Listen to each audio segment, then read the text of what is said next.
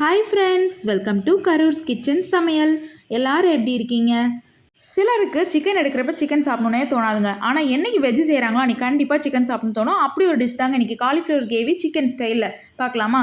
ஒரு வானலில் 2 ஸ்பூன் எண்ணெய், 1/2 ஸ்பூன் சீரகம், 1/2 ஸ்பூன் சோம்பு பொரிஞ்சதுக்கப்புறம் 4 பெரிய வெங்காயம் சின்னதாக கட் பண்ணி வச்சுருக்கேன். அதை ஆட் பண்ணிக்கலாம். வெங்காயம் நல்லா வணங்கணும்.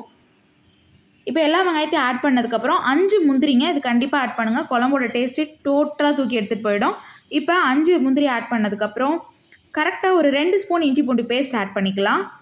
இதையும் ஸ்கிப் பண்ணிடாதீங்க. இப்போ எல்லாத்தையுமே நல்லா வணக்கிக்கலாம். வெங்காயம் நல்லா வணங்கணுங்க. இது கூட தக்காளி ஆட் பண்ணணும். தக்காளி பார்த்திங்கன்னா எப்பயும் நம்ம நல்லா வணங்கணுங்கிற அளவுக்கு வணங்க தேவையில்லை. தக்காளி லைட்டாக வணங்கினா போதும். ஆனால் வெங்காயம் நல்லா வணங்கியிருக்கான்னு மட்டும் பார்த்துக்கோங்க. ஒரு 2 நிமிஷம் வெங்காயம் வணங்கினதுக்கப்புறம் 3 பெரிய தக்காளியை நான் ஆட் பண்ணிக்கிறேன். இப்போ அதை அப்படியே ஆட் பண்ணிக்கலாம். இப்போது இது எல்லாத்தையும் நல்லா வணக்கிக்கலாம். பாருங்கள், இந்த மாதிரி நல்லா வணக்கிட்டு அப்படியே இதை எடுத்து வச்சுட்டு ஆற விட்டுட்டு மிக்ஸி ஜாரில் அரைச்சிக்கலாம். இப்போது அதே வானலில் 2 ஸ்பூன் கிட்ட எண்ணெய் சேர்த்திக்கலாம். இது கூட 1 ஸ்பூன் மிளகாய்த்தூள், 1 ஸ்பூன் தனியாத்தூள், 1/2 ஸ்பூன் கரம் மசாலா, 1/4 ஸ்பூன் மஞ்சத்தூள் எல்லாத்தையுமே ஆட் பண்ணிக்கலாம். இப்போ இது எல்லாத்தையும் நல்லா வணக்கி விட்டுக்கலாம். கருகாமல் வணக்கிக்கோங்க, கருக விட்டுறாதீங்க எண்ணெயில். நல்லா வணங்கினதுக்கப்புறம் இது கூட சின்ன சின்னதாக கட் பண்ணி வச்சுருக்க காலிஃப்ளவர் அப்படியே ஆட் பண்ணிக்கலாம். இதை நல்லா அந்த எண்ணெயிலே நல்லா டோஸ்ட் பண்ணி எடுக்கணும். உங்களுக்கு வேணும் அப்படின்னா லைட்டாக ஒரு 1/2 ஸ்பூன் அளவுக்கு மிளகுத்தூள் கூட நீங்கள் ஆட் பண்ணிக்கலாம். இல்லை நான் காரமே தொடமாட்டேன் அப்படின்னீங்கன்னா கண்டிப்பாக மிளகுத்தூளை அவாய்ட் பண்ணிடுங்க. இப்போ இது எல்லாத்தையுமே நல்லா மிக்ஸ் பண்ணிவிட்டு நல்லா டோஸ்ட்டாக எடுக்கணும். உங்களுக்கு பார்த்தாலே தெரியும், 2 நிமிஷம் கரெக்டாக இருக்கும். நல்லா டோஸ்ட் பண்ணிவிட்டு அதை அப்படியே இன்னொரு பிளேட்டில் மாற்றி வச்சுக்கணும். இப்போது இது எல்லாமே டோஸ்ட் ஆகிடுச்சு. எல்லாத்தையுமே இன்னொரு பிளேட்டுக்கு மாற்றிக்கலாம். நம்ம ஆல்ரெடி வெங்காயம் தக்காளி வணக்கி வச்சுருந்தோம் பார்த்தீங்கன்னா, அதை அப்படியே மிக்ஸி ஜாரில் மாற்றி வச்சு இப்போ இது எல்லாத்தையும் நல்லா ஃபைன் பேஸ்ட்டாக அரைச்சிக்கலாம். இப்போ சொன்ன மாதிரி எல்லா காலிஃப்ளவர் டோஸ்ட் பண்ணி வச்சுருந்தோம் பார்த்தீங்களா, இது எல்லாத்தையும் இன்னொரு பிளேட்டுக்கு மாற்றிக்கலாம். இது நல்லா வணங்கிருச்சு. ஏன்னா நம்ம இதே வானல்லே நம்ம அடுத்த இது செஞ்சுக்கலாம். இப்போ இதே வானலில் கொஞ்சமாக எண்ணெய் இருக்கும். அதுலேயே 2 பட்டை 2 கிராம் ஆட் பண்ணிக்கலாம். லைட்டாக பொரிஞ்சதுக்கப்புறம் பாருங்கள், இப்போ லைட்டாக பொரிஞ்சிட்ருக்கு. கருக விட்டுறாதீங்க. இது கூடவே இந்த எண்ணெயும் அளவானது போதும் தான்.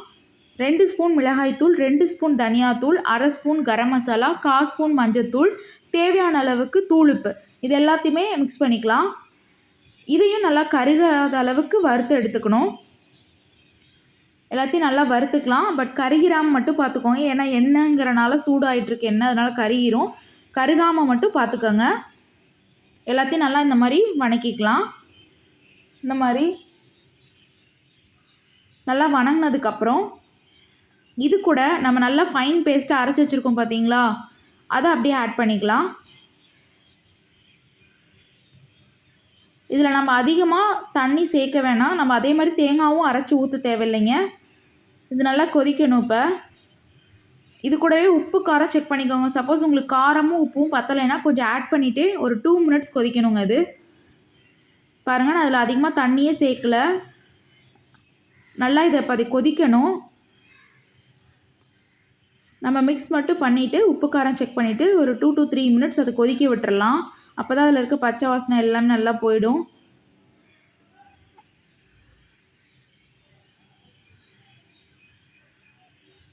பாருங்கள், நான் 2 to 3 மினிட்ஸ் கொதித்ததுக்கப்புறம் இப்போ நம்ம காலிஃப்ளவர் டோஸ்ட் பண்ணி வச்சுருக்கோம் பார்த்தீங்களா, அதை அப்படியே ஆட் பண்ணிக்கலாம். எல்லா காலிஃப்ளவருமே ஆட் பண்ணிக்கலாம். ஆட் பண்ணதுக்கப்புறம் ஒரு 3 மினிட்ஸ் குழம்பு கொதிச்சா சூப்பராக இருக்குங்க. இதில் கருவேப்பிலை போட வேணாம், கொத்தமல்லி மட்டும் கடைசியாக இறக்கம்ப கட் பண்ணி ஆட் பண்ணிக்கலாம். இது சாதத்துக்கும் சரி, இட்லிக்கு, தோசைக்கு, சப்பாத்தி எல்லாத்துக்குமே ஃபென்டாஸ்டிக்கான சைட் டிஷ்ங்க. கண்டிப்பாக எல்லாருமே ட்ரை பண்ணுங்கள். யாருக்கெல்லாம் காலிஃப்ளவர் கிரேவி ரொம்ப பிடிக்குங்கிறது மறக்காமல் கமெண்ட்டில் தெரிவிச்சுக்கோங்க. ஃப்ரெண்ட்ஸ், எல்லாருமே வீடியோ பார்க்குறீங்க, பட் சப்ஸ்கிரைப் பண்ணாமல் பார்க்குறீங்க. நம்ம சேனலை கண்டினியூஸாக நீங்கள் வாட்ச் பண்ணணும், ரெசிபிஸ் உங்களுக்கு காட்டணும் அப்படின்னா நம்மளோட சேனலை சப்ஸ்கிரைப் பண்ணிக்கோங்க. பக்கத்தில் இருக்க பெல் ஐக்கானை கிளிக் பண்ணிக்கோங்க. அப்போ தான் நான் போடுற கண்டினியூஸான குக்கிங் ரெசிபீஸ் உங்களுக்கு கண்டிப்பாக நோட்டிஃபிகேஷனில் காட்டும். பாருங்கள் ஃப்ரெண்ட்ஸ், ஒரு 2 மினிட்ஸ்க்கு அப்புறம் எல்லாமே வத்திருச்சு. சூப்பராக நம்மளோட சிக்கன் கிரேவி ஸ்டைலில் காலிஃப்ளவர் கிரேவி ரெடி. கண்டிப்பாக நீங்களும் ட்ரை பண்ணுங்கள். மறக்காமல் நம்ம சேனலை சப்ஸ்கிரைப் பண்ணிக்கோங்க, ஷேர் பண்ணுங்கள், லைக் பண்ணுங்கள். முக்கியமாக நம்மளோட சேனலை சப்ஸ்கிரைப் பண்ணிக்கோங்க ஃப்ரெண்ட்ஸ். எல்லாருமே வீடியோ பார்க்குறீங்க, பட் சப்ஸ்கிரைப் பண்ணவே மாட்டேங்கிறீங்க. கண்டிப்பாக சப்ஸ்கிரைப் பண்ணிட்டு பாருங்கள். அப்போ தான் நான் போடுற கண்டினியூஸான வீடியோஸ் உங்களுக்கு காட்டும். See you all in the next video. Stay tuned with Karoor's Kitchen சமையல்.